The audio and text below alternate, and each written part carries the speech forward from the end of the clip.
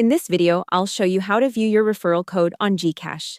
If you want to invite friends to GCash and earn rewards when they sign up, the first thing to know is that the referral code is usually tied to the Invite Friends feature.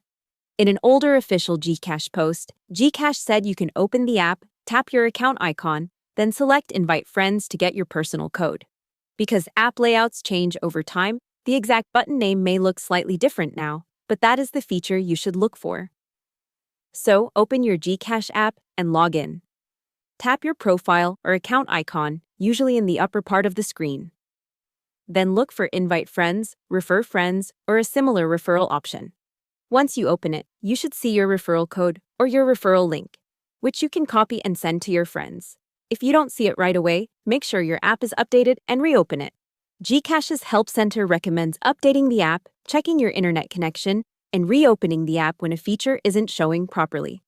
So again, to view your referral code on GCash, open the app, tap your profile or account icon.